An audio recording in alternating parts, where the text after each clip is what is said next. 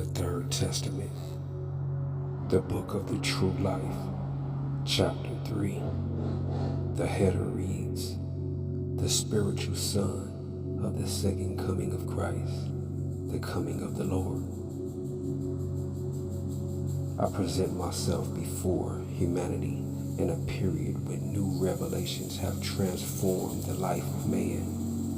Nevertheless, I still manifest myself to humanity with the same humility that you have always known. The divine word of God has come to incarnate on earth again, nor has Christ come again to be born in a humble manger. That is no longer necessary because man no longer needs a material being to offer testimony of the power of God.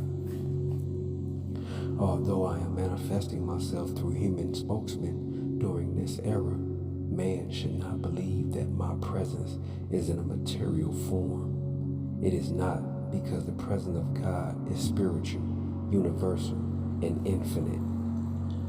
My arrival during this period would not have been necessary if humanity had been living a life of justice and virtue. For not all of the deeds that humanity has presented to me are righteous. Man walks on the wrong path and continues to sin and to lead a life that is unjust and evil. Thus, it was necessary that I come during this era to awaken man spiritually and to remind him of the spiritual responsibilities that he has neglected. Man also needs to become aware of his Father, who has helped him to become all that he is and who will help him become the true Son of God. If I had attempted to communicate with man from spirit to spirit during this period, man would not have listened to me because he is very materialistic. Therefore, I chose to manifest myself through a human spokesman to give you my teachings. The reason why I descend to communicate with you is this. As you cannot ascend to communicate with your Lord spirit to spirit, I have had to descend another step, that is from the spiritual and the divine, where you may not yet come, to take up your understanding, which has its seat in the brains of men, and translate my divine inspiration to human words and material sound. Man still needs to learn much more, and it is the Lord who has come to bring him knowledge and wisdom. Although some may believe that my manifestations through the human spokesman was not praiseworthy, truly I tell you that the teachings have revealed great spiritual wisdom and knowledge. Some would have preferred a manifestation with more splendor and more dignity, but in any form of grandeur which reflects vanity lacks divine light and spiritual elevation. I could have arrived amidst lightning and storms to make my power known. Man would easily have known that the Lord had arrived. However, this would have caused man to become more confused and fearful. Do you not believe that instead of feeling love toward the Divine Father, you would have feared his justice? Although God is all power, you must realize that he will not impose his will on humanity, nor utilize his power to triumph over men. The only power God will use is divine love. It is the divine spirit who is now speaking to the universe. It has come to clarify all things that have confused man in the past. This is the dawning of a new day for mankind because the divine spirit has come to eliminate the doubts and false fears of man, as well as to help man acquire greater spiritual wisdom and understanding, allowing his spirit to become free. I say to you that after you become familiar with the essence of my teachings and the justice of my laws, you will also become aware of how your previous belief and ideas prevented you from knowing the truth. No longer will the fear of punishment prevent you from analyzing and learning about different things.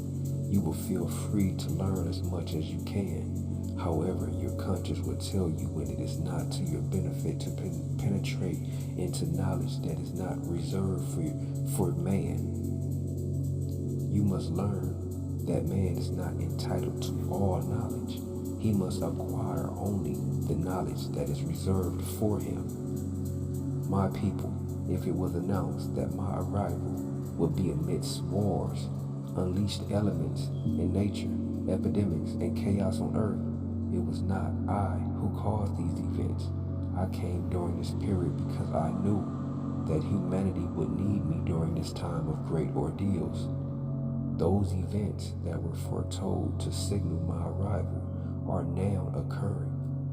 During this third era, I have come to earth during a period of great suffering and turmoil to awaken and summon a new humanity with love. It is love that inspires man to practice justice, brotherhood, and peace. The word of Christ germinated in his disciples as well as in the other people who followed him. His teachings and the essence of those teachings spread throughout the world. The teachings that I have brought today also will spread throughout the world. They will be welcomed by those who are prepared to feel and comprehend them. Every eye shall see me. Jesus said to his disciples, I shall be gone from you for only a time. I shall return. Then it was revealed that their master would return in a cloud surrounded by angels and be beaming rays of light toward the earth. Here I am in the clouds surrounded by angels, which are the spiritual beings that have come to manifest themselves among you as messengers of my divinity and as your good counselors. The rays of light are my word that speaks to you of new revelations that surpasses wisdom in human understanding. Blessed are those who without seeing have believed, for these are the ones who have felt my presence. Man through his spirit shall find the truth. All shall feel my presence, because I have told you since that time that every eye would see me when the proper time comes. For this time in which you live is precisely that announced by my word and by my prophets of past times, so that every man on earth would see me through the senses and potential of his spirit. It is not necessary that they behold me limited or drawn in a human form in order to say that they have seen me, but it is sufficient that their spirit feels me and their understanding can say with all truth that they have seen me. Love and faith, like intelligence, can look infinitely beyond the reach of your eyes. It is for this reason that I tell you that it will not be necessary to limit my presence in the human form or through some symbolic figure to get you to see me. In the second era, how many saw me or passed by my side, not knowing who I was? In contrast, how many who did not know when I was born as a man saw me in spirit, through my light, and enjoyed my presence by means of their faith? All of you open your eyes and justify your faith that you are children of light. All of you may see me, but it is indispensable to have the will and faith to do so. I say to you that when this humanity is more against me with its irreverence, its deviation from justice and righteousness, I shall appear along their path full of splendor as I appeared before Saul, and I will make them listen to my voice. Then you will behold many who have unknowingly been persecuting me will arise transformed and illuminated, ready to follow me along the path of righteousness, love, and justice. I will say to them, hold back your footsteps, O travelers, and drink from this fountain of crystalline waters. Rest from the harsh journey in which I have tested you. Confide your troubles to me and allow my gaze to penetrate deeply into your spirit, because I want to fill you with grace and to comfort you.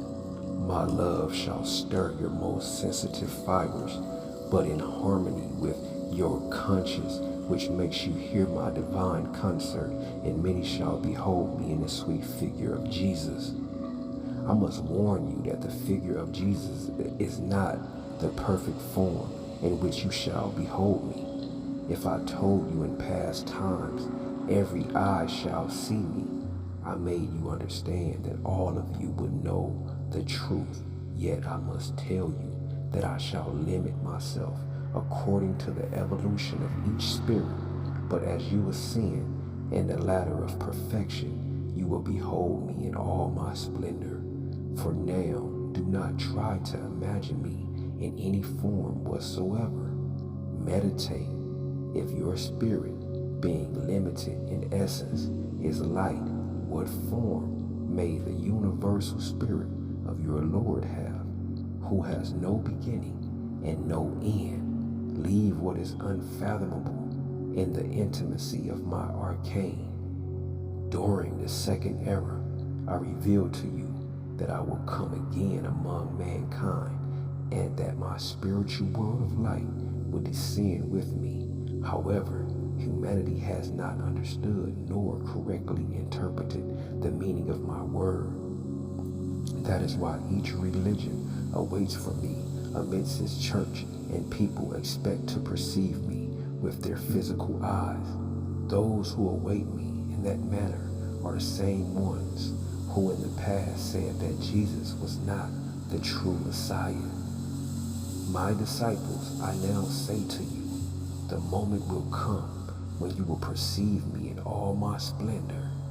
At that time, the earth and its inhabitants will have become purified, and the grace and virtue of the Spirit will have been restored.